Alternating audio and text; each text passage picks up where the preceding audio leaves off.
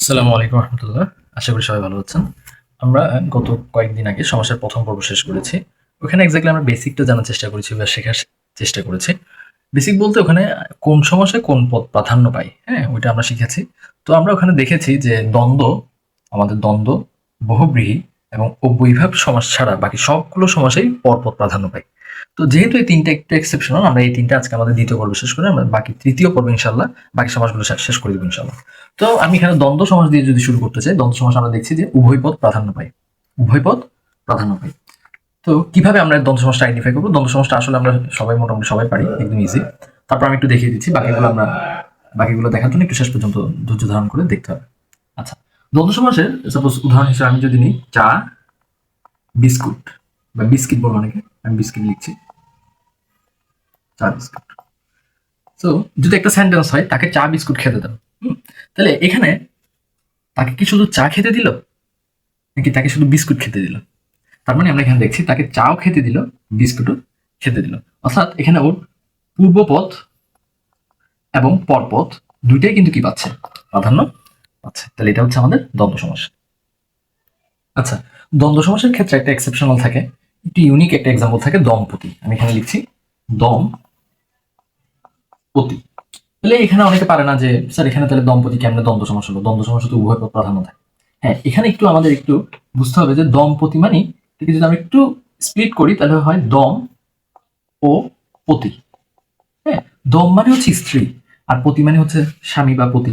তার মানে এখানে স্ত্রী ও স্বামী থাকছে, যেটাকে আমরা বলছি কাপল বা দম্পতি। তার মানে এখানে দম পূর্বপদ এবং পরপদ পতি দুইটাই কিন্তু কি পাচ্ছে? প্রাধান্য পাচ্ছে। অর্থাৎ উভয় পদ প্রাধান্য পাওয়াতে এটাও কি হবে? দম্পতি দ্বন্দ্ব সমাসের মধ্যেই অন্তর্ভুক্ত থাকে।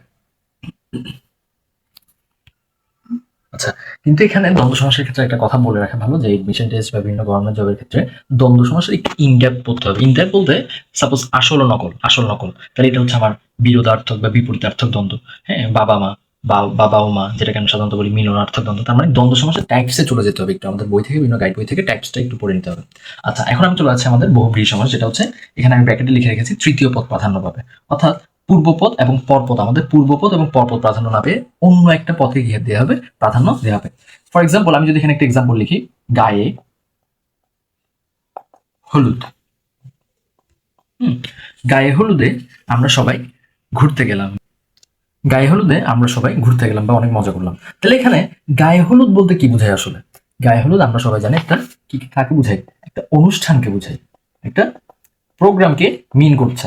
তার মানে গায়ে মানে গা বা শরীরকে ইঙ্গিত করছে না, আমাদের পূর্বপদ প্রাধান্য পাচ্ছে না।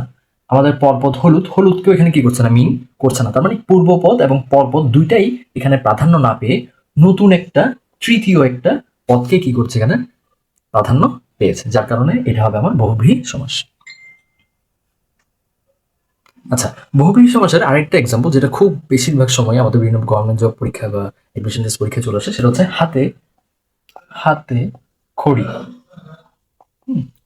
হাতে খড়ি, তার হাতে খড়ি জানা হলো ওই বিষয়ে।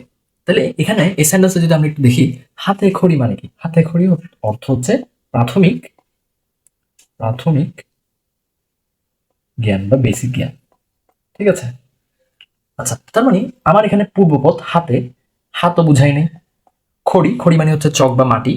পরপদ, এই পরপদের খড়ি বা মাটিও বুঝায় নেই, অন্য একটা পদকে কি করেছে? মিন করেছে। এই অন্য একটা শব্দ বা পদকে মিন করানোর কারণে, এটা তৃতীয় একটা পদকে মিন করার কারণে, তাহলে এই হাতে খড়ি আমার এটা হয়ে যাচ্ছে বহুব্রীহি সমাস। আমাদের আজকের পর্বের শেষ টপিক, শেষ সমাস ও বৈভাব সমাস। আমি এখানে ব্র্যাকেটে লিখে রেখেছি পূর্বপদ, অর্থাৎ ও বৈভাব সমাসে পূর্বপদ প্রাধান্য পাবে। আমি এখানে একটা এক্সাম্পল লিখছি, সাপোজ উপজেলা। উপজেলা, উপজেলা কি জেলা? না। যেমন চট্টগ্রাম একটা জেলা, চট্টগ্রাম কি উপজেলা? না, চট্টগ্রামের মধ্যে অনেকগুলো উপজেলা আছে। অর্থাৎ তাইলে এখানে দাঁড়াচ্ছে এই উপসর্গটা ক্ষুদ্র বা ছোট অর্থ প্রকাশ করছে, জেলার ছোট ভাই উপজেলা। ঠিক আছে? তাহলে এখানে কিন্তু উপজেলা শব্দটাতে জেলা আমার পরপদ আর আমার পূর্বপদ। তাহলে জেলা পরপদটা কিন্তু প্রাধান্য পাচ্ছে না, পুরো উপজেলাটাকে বিশেষায়িত করছে, মডিফাই করছে কিন্তু আমার উপশব্দটা, উপ এই পূর্বপদটা। তাহলে প্রাধান্য পেয়েছে যেহেতু পূর্বপদ, সেটা হবে আমার উপবিভাগ সমাস।